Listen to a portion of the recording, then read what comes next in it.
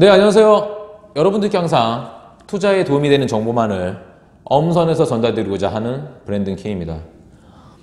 최근 계속 바쁜 나날을 보내고 있어요. 제가 아무래도 뭐 전문 유튜버도 아니고 일반 회사원이기 때문에 이런 업무 및 이런 뭐 홈페이지 글도 쓰고 있잖아요. 그래서 여러 가지 활동을 병행해야 되기 상황이기 때문에 최근 되게 바빠가지고 이제 홈페이지 관리도 잘 못하고 글도 못 쓰고 영상도 많이 못 올렸는데 죄송하고 최대한 더 양질의 콘텐츠로 보답할 것을 약속드리니까요.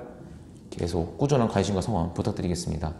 그리고 최근에 LG화학 면접 시즌이에요. 그래서 제 개인 이메일로 LG화학에 대한 정보를 요청하는 학생들이 되게 많아요. 그래서 최근에 직접 대면 미팅도 하고 뭐 페이스 미팅도 해서 뭐 이런저런 솔루션 알려드리기도 했는데 밖에 떠돌아다니는 정보, 뭐 인터넷 정보 이런 거 누구나 다 알 수 있는 정보예요. 그렇다는 거는 나뿐만 아니라 모든 사람이 다 알고 있는 정보거든요. 뭐 그리 새로울 게 없죠. 근데 그런 걸로는 그 면접이라는 높은 벽을 뚫기가 쉽지 않습니다. 그래서 제 개인 이메일로 이런저런 요청을 해주시면 제가 최대한 성실성의껏 도와드릴 테니까 어려워하지 마시고 제 이메일 주소로 요청사항을 적어주시면 사안에 따라서 제가 개별 상담도 가능하니까 많은 이용 부탁드리겠습니다. 이번 시간에 또한 2차 전지에 대한 얘기를 하려고 해요. 제 개인 홈페이지 이제 Q&A 코너를 보면 이제 궁금하신 점을 올릴 수 있는 안이 있어요. 뭐 부동산을 비롯해서 재테크도 마찬가지, 제가 자신 있어 하는 2차 전지도 마찬가지고요. 모든 거 올리셔도 되니까 많은 이용 부탁드리고 있고요. 질문 해주신 분이 뭐냐면 전고체 전지에 대한 질문을 해주셨어요. 더 솔리드 스테이트 배터리라고 하는. 그래서 질문이 뭐냐면 전고체 배터리 기술이 어디까지 왔는지, 그리고 전고체 기술이 상용화되는 시점에 과연 리튬이온 전지는 경쟁력을 계속 유지할 수 있을 것인가 아니면 잃을 것인가, 그리고 리튬 전지의 진입 장벽, 그리고 마지막으로 리튬 전지가 앞으로 계속 살아남을 것이냐 라는 질문에 대해서 약간 어떻게 보면 두서없이 포괄적으로 질문해 주셨는데 요거에 대한 제가 답변을 드리려고 합니다. 어쨌든 요새 들어 확실히 2차 전지에 대한 관심이 뜨거워졌음을 제가 몸소 피부로 느끼고 있어요. 뭐 쉽게 말해서 제 홈페이지 접속자 수도 엄청 많아졌고 제 유튜브 영상을 구독하시는 구독자 수도 많이 증가하고 있어서 저 또한 되게 고무적인 상황에 놓여 있고요. 되게 감사한 마음뿐이죠. 그래서 더 열심히 해야겠다는 생각밖에 없습니다. 어쨌든 지금 뭐 경제 상황이 매우 어렵습니다. 뭐 아시겠지만 엊그제 삼성전자가 다시 한번 영업이익 레코드 브레이킹을 했죠. 17조를 찍었어요. 엄청난 아주 세계적으로 독보적인 회사임이 아닐 수가 없습니다. 근데 이에 반해서 우리나라 또 양대 축이라 할 수 있는 자동차의 거두인 현대차 분기 영업 매출이 22조임에도 불구하고 영업이익이 꼴랑 2천억. 그래서 영업이익이 약 0.8%. 좀 어닝 쇼크를 기록해서 지금 투자자들이 많은 혼란에 빠져 있는 상태고, 더 문제인 거는 앞으로도 좋아질 기미가 없다는 거. 그게 가장 큰 문제인 것 같아요. 그리고 뭐 제대로 돌아가는 비즈니스가 지금 반도체, 지금 말씀드렸던 2차 전지, 그리고 오랜 그 숙면을 깨고 다시 일어서고 있는 포스코를 비롯한 철강업체.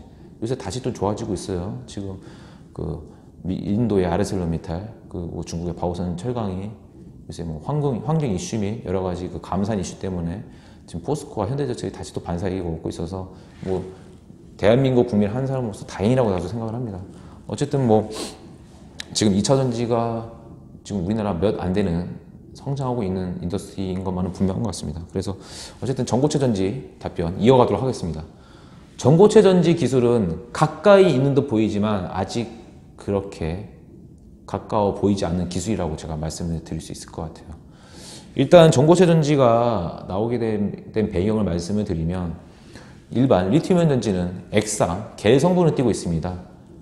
양극화 물질, 음극화 물질, 그리고 가운데 분리막, 그리고 그 물질들을 돌아다닐 수 있게 해주는 액상의 전해액으로 구성된 게 리튬이온 전지의 그런 일종의 기본 베이스인데요. 근데 이게 액상으로 구성되어 있다 보니까 이게 배터리가 어떤 충격이나 어떤 페네트레이션, 관통, 어떤 그런 이슈로 인해서 반도체 안에, 아니 반도체 죄송합니다. 배터리 안에 물질이 액체가 흐를 수 있어요. 그걸 누액이라고 하거든요. 그래서 누액이 생길 수도 있고 갤럭시 노트 7 사건도 아시겠지만 폭발, 발화의 이슈도 항상 상존하고 있는 게 리튬이온 전지가 가진 태생적인 한계입니다. 이러한 한계를 극복하기 위해서 고안해낸 개념이 전고체 전지예요. 말 그대로 액체가 아닌 고체 베이스라는 얘기입니다. 그렇기 때문에 리튬이온 전지가 가진 액상의 한계를 극복했다는 점에서 폭발, 화재의 위험이 없다고 볼 수 있죠. 그래서 이러한 전지에 대한 개발이 삼성 SDI도 그렇고 LG화학도 그렇고 파나소닉도 그렇고 활발하게 지금 연구가 진행되고 있는 상태인 것만은 팩트입니다. 이건 제가 자신 있게 말씀을 드릴 수 있고 저도 원래 알고 있었고 제가 혹시 몰라서 제 나름의 지인을 통해서 확인한 바 정보는 이렇습니다. 근데 그 기술이 앞으로 너무나 그쪽 흐름으로 가겠지만 쉽지 않다. 결코 쉽지 않다라는 게 팩트입니다. 그런데 지금 말씀하신 거나 신문지상 보면 도요타 자동차가 2020년 이후 그리고 폭스바겐 제가 엊그제 영상을 드렸지만 2024년, 2025년에 전고체 기술을 상용화할 거다라고 얘기를 했는데 과연 배터리 전문 회사도 아닌 자동차 카 브랜드 메이커가 과연 리튬이온 전지 전문 업체도 힘들어하는 전고체 전지를 만들어낼 수 있을까? 저는 엄청나게 회의적인 시각에서 보고 있습니다. 뭐 만약에 그 자동차 카 브랜드가 만든다면 뭐 현대차는 그 밑에 전장 브랜드 현대모비스를 통해서 받겠죠. 그리고 뭐 도요타는 덴소, 그죠? 과연 리튬이온 전지 업체도 개발을 지금 보고 하는데 카 브랜드가 저는 고개를 갸우뚱하게 되네요. 그래서 물론 앞으로 액상 전지에서 그런 전고체 기술로 가는 트렌드를 부정하거나 거부할 수는 없겠지만 지금 2018년 거의 끝나가고 있고 이제 2019년이거든요. 근데 2, 3년 안에 당장 그 기술이 확 올 것 같지는 않아요. 그리고 어떤 신기술이 나온다는 건 단순히 기술만 뛰어나서 하다고 해서 되는 문제가 아닙니다. 양산성이 확보가 돼야 되고요. 경제성이, 채산성이 맞아야 됩니다. 기업이 돈이 안 되는데 신기술을 런칭하고 그거를 시장에 내놓겠습니까? 기업은 절대 그렇진 않아요. 돈이 남아야 뛰어드는 게 기업입니다. 뭐 이거는 굳이 설명 안 들어도 제가 잘 아실 것 같아요. 그런데 과연 상용화도 어렵고 경제성도 탁월하지도 않은 전고체 전지가 과연 쉽지 않을 것 같고요. 그때 되면 리튬이온 전지가 경제성이 더 뛰어날 거라고 저는 생각을 해요. 지금도 지금 양극재 배터리 전체 가격의 30-40% 원가를 차지하는 양극재 동등 퍼포먼스를 내면서 더 저가 양극재로 동일한 성능을 낼 수 있는 다양한 물질을 개발 중에 있고요. 음극재, 전액, 분리만 다 마찬가지입니다. 그때 되면은 리튬이온 전지가 가격이 더 내려갈 텐데 전고체 전지가 과연 자리를 잡을 수 있을까라는 것에서도 저는 되게 회의적으로 느끼고 있고 그래서 전고체 기술이 아직 그렇게 당장 상용화될 만큼 오지 않았다. 그리고 전고체 기술이 상용화되더라도 리튬이온 전지가 바로 경쟁력이 일 것 같지 않다. 왜냐하면 경제성 때문에 지금 말씀드린. 그리고 리튬이온 전지의 진입장 말씀하셨는데 참 애매해요. 저희끼리 하는 얘기가 있어요. 뭐 이거 갖고 되게 많이 싸우시더라고요. 투자 카페에서. 뭐 반도체만큼 어렵다. 어떤 분들은 뭐 아니다. 뭐 돈만 있으면 다 누구나 다 할 수 있다. 근데 반은 맞고 반은 틀려요. 사실 지금 2차전지 업체들 한번 나열해 볼까요? 한국의 LG화학, 삼성 SDI, SK이노베이션, 그리고 일본의 파나소닉, 그리고 무라타 소니, 그 다음에 중국의 리시엠, PAK, ATL 이렇게 있습니다. 많은 듯 보이지만 그렇게 적은 회사도 아니에요. 일종의 2차전지는 현재 과점시장 성격을 띠고 있다고 보실 수 있습니다. 그렇다고 해서 돈이 있다고 마냥 또 들어올 수 있는 사업은 아니에요. 왜냐하면 2차전지가 쓰이는 제품들이 어플리케이션들이 다 IT 제품이거든요. 제품들이 IT 제품에 쓰이기 때문에 IT 사이클을 따라가긴 해요. 근데 2차전지 안에 들어가는 물질이 다 화학 물질로 되어 있습니다. 그렇기 때문에 이게 참 묘합니다.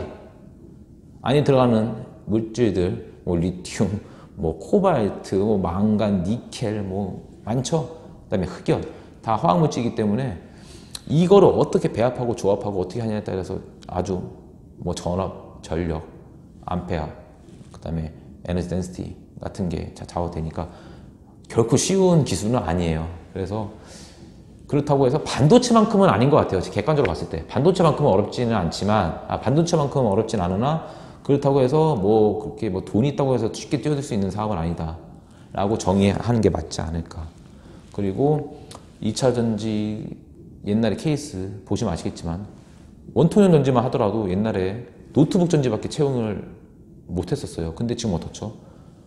원형 라인도 다 없애려고 했던 게 불과 7, 8년 전입니다. 근데 지금 원형 전지가 테슬라 같은 전기 자동차에 들어가고 샤오미 같은 보조 배터리가 출연을 했고요. 그 다음에 다이슨 같은 무선 청소기 업체가 또 출연하게 되면서 거기에 또 원형 전지가 들어가고, 그리고 제가 말씀드린 것 같이 뭐 소형 어플리케이션, 뭐 유아 전동차라든지, 그 다음에 소형 그 머그 그 버틀러 안에도 들어가고, 올 여름에 여성들이 많이 쓰고 있었던 손선풍기 거기에도 전지가 들어가는 등 2차 전지의 확장성 및 그런 성장 가능성은 무궁무진합니다. 그렇기 때문에 만약 전고체 전지나 어떤 다른 기술이 계속 나온다 할지라도 리튬 전지의 입지는 그래도 어느 정도로 계속 꾸준히 가지 않을까라는 게 제 개인적인 생각입니다. 오늘 여기까지 하고요. 앞으로 좀 더 유익하고 알찬 정보로 여러분들 앞에 나타날 것을 약속드리면서 이상 브랜딩 킴이었습니다. 감사합니다.